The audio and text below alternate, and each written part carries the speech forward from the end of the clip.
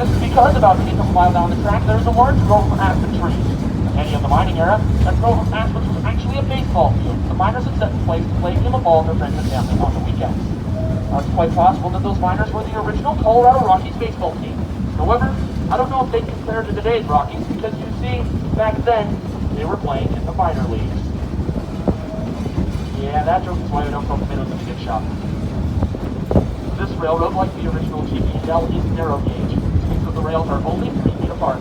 Most railroads in our country, like Union Pacific and BNSF, use standard gauge, where the rails are 4 feet 8.5 inches apart. So that odd number dates back 2,000 years to ancient Rome.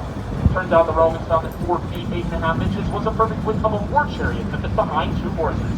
That tradition has lasted all the way into the railroading era. This 3-foot gauge that we're on is far superior to mountain railroading, as it allows for sharp curves and steep grades like the ones we're on now. Speaking of steep grades, we've entered the steepest consented portion of our line.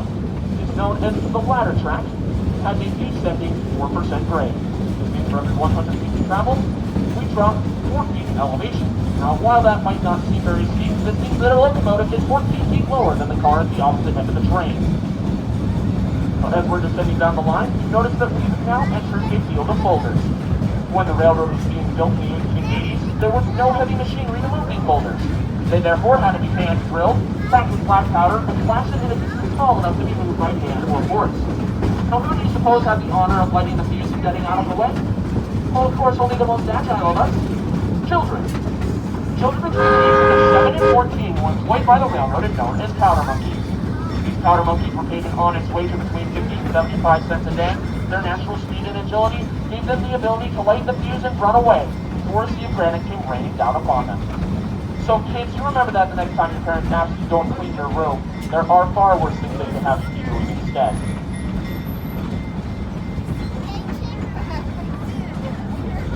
So after we cross this bridge over Clear Creek, we will be entering what we call the cut in the mountainside.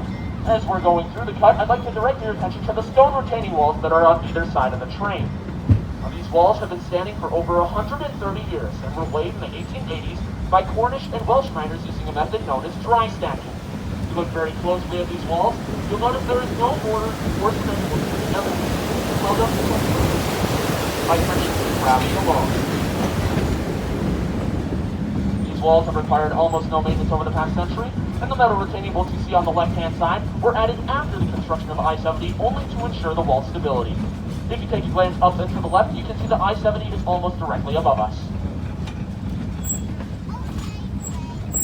Ladies and gentlemen, the train will now be arriving at the Lebanon Mine Tour stop. If you have purchased the optional mine tour, this will be the only stop for all mine tours.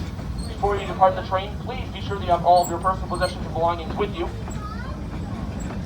Please do not stand to depart the train until I've told you the ramp is down and the brakes are set. Once again, folks, this is the only stop for all mine tours.